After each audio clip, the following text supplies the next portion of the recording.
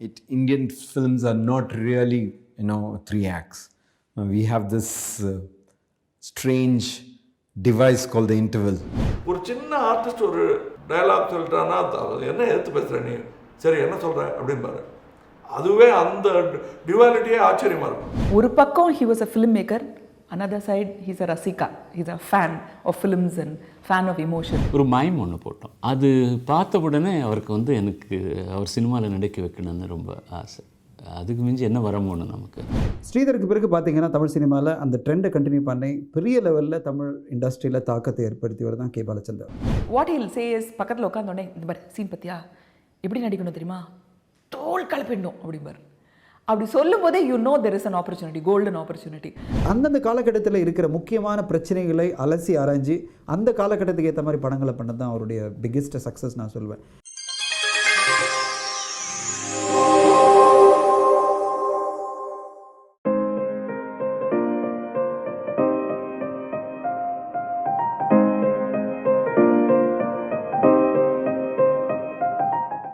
No, I don't think, Indian cinema is really too structured towards a three-act structure. I mean, it's more a stage thing. It's more a Western thing. Indian films are not really, three acts. We have this strange device called the interval. So it is really divided. That dominates it so much. So there is a clear midpoint somewhere. And that divides it into two halves, and within that it gets structured differently. அவருக்கு ஞாபகம் இருக்கிறது சின்ன பையனாக இருக்கும்போது சாந்தாராம் பார்த்தது. அவர் எல்லா இடத்துல இருந்து அப்படி பார்க்கும்போதெல்லாம் ஸ்கேன் பண்ணி அப்சார்பிங். அவர் கம்ப்யூட்டரில் என்ன போச்சுன்னு அவருக்கே ஞாபகம் இல்லை, எங்களுக்கு ஞாபகம் இருக்குது. பிகாஸ் வி பீன் வாட்சிங். ஏன்னா நாங்கள் பின்னாடியே போய் வேட்டை கற்றுக்கினவங்க அவர் கூட. And when he says he doesn't remember, that is also not pretense. He really doesn't remember. And Shantaram Varlam ஞாபகம் இருக்கு. அதுக்கப்புறம் he was so involved in his work, he doesn't know where he picked up. அவருக்கு அதெல்லாம் ஒன்றும் கவலையே பட மாட்டார். ஒரு சின்ன ஆர்டிஸ்ட் ஒரு டயலாக் சொல்லிட்டான்னா என்ன எடுத்து பேசுகிற நீ, சரி என்ன சொல்கிற அப்படின்பாரு. அதுவே அந்த டிவாலிட்டியே ஆச்சரியமாக இருக்கும். என்னங்க நீ சொல்கிறேன்னு, நான் உன்னை சொல்லியிருக்கேன், நீ எங்கே எதுக்கு அங்கேருந்து வர வந்த அப்படின்னு வந்து இங்கே நான் அவருக்காக நடிச்சு காட்டுறேன், நான் கண்ணாடி இது அவருக்கு ஞாபகம் வரும். அப்போ ஆமாம், கரெக்ட் கரெக்ட் கரெக்ட். சரி சார், அங்கே இருந்தவ புரியுதா உங்களுக்கு அப்படின்னு அவர் பக்கத்தில். That is my appreciation. அதான் எனக்கு அவர் கொடுத்த அப்ளாஸ். வேலை போயிட்டே இருக்கும். சரி சரி அங்கே இருந்தவா என்ன சரி அப்போ கொஞ்சம் இப்போ இங்கே வை கேமரா வரணும். இவ்வளோ ஈஸியாக கற்றுனோம் நாங்கள். And he has forgotten it. இது ஞாபகம் இருக்காது அவருக்கு, எனக்கு ஞாபகம் இருக்குது. ஒரு மைம் ஒன்று போட்டோம். அது கலாசாகர் அப்படின்னு சொல்லி ஒரு தெலுங்கு அசோசியேஷனில் ஒரு that skid was only about for 20 minutes.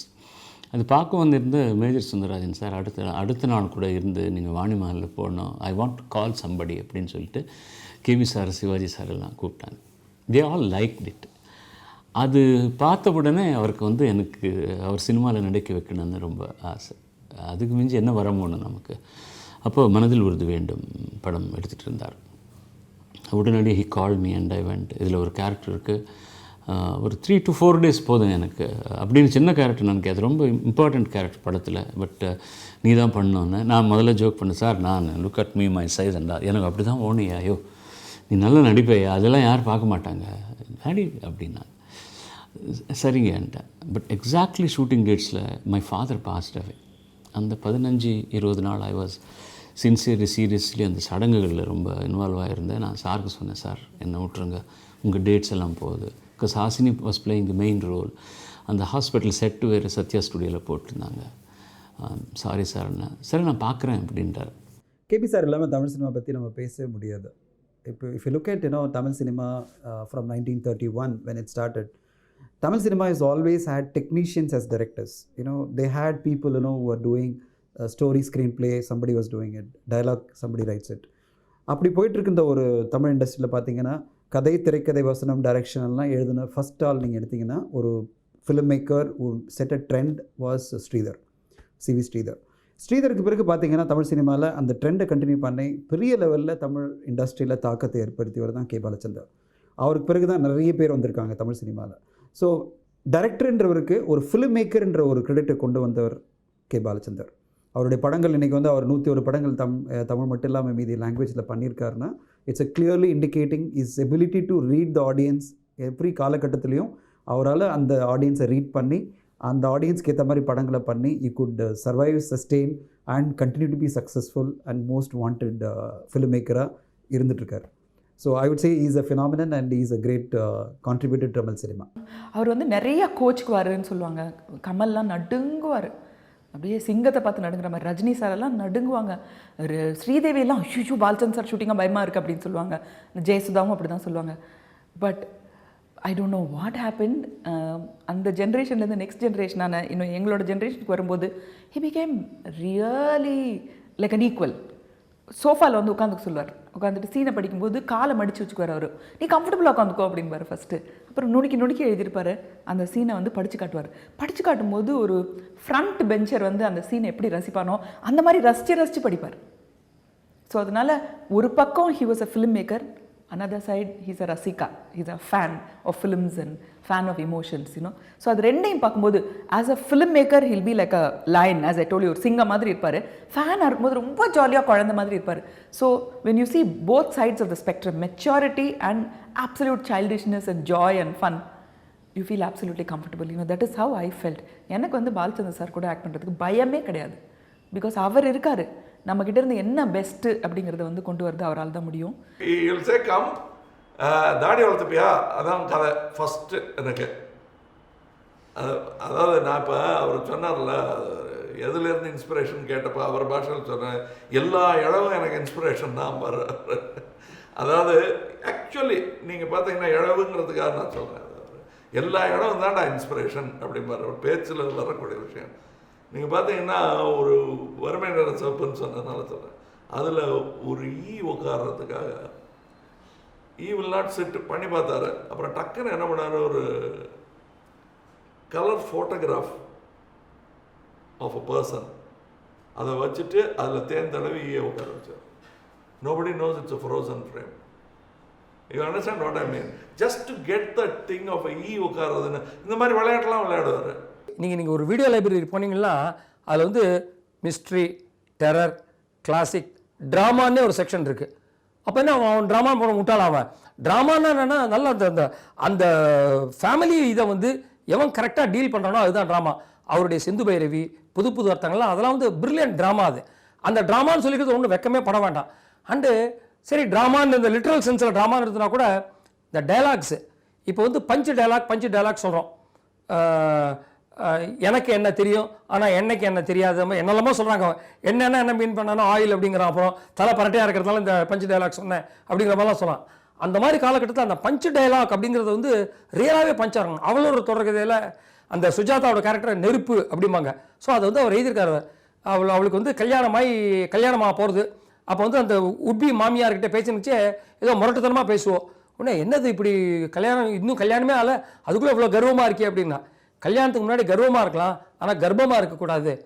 இந்த இது பஞ்சு டைலாக் இல்லை, பஞ்சுன்னா பஞ்சு இல்லை, இது நெருப்பு டைலாக். இது I think in terms of a screenplay structure of KB sir that I see, as I understand as a student of screenplay writing when I was studying some of his films too, as I got into films, I realized that, you know, he's somebody who is not a strict in terms of structure. He's not somebody who draws definite lines and goes with that, but he's somebody who draws definite lines on characterizations and then let that decide the course of the narrative.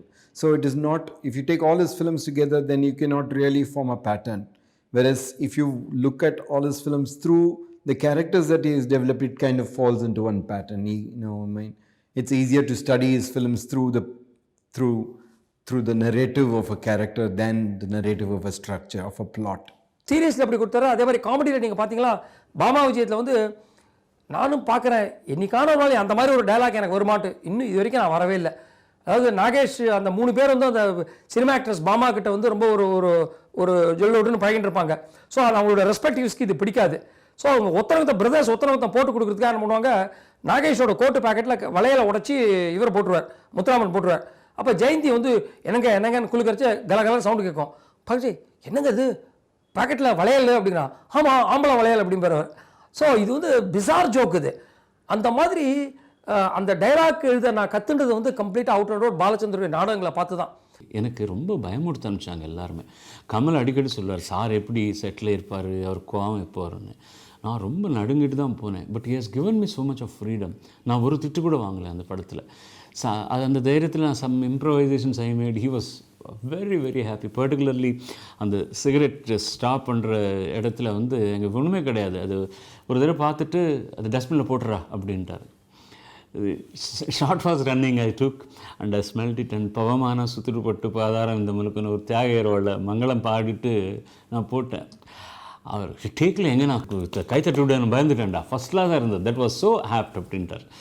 So for example I was telling I was so thrilled. அப்போது Vasanth was assistant director. I acted in so many other films. அதுக்கு முன்னால் தெலுங்கில் நடிச்சிருந்தாலும் தமிழில் எனக்கு ஒரு recognition கிடைச்சது Balachander sir தான்.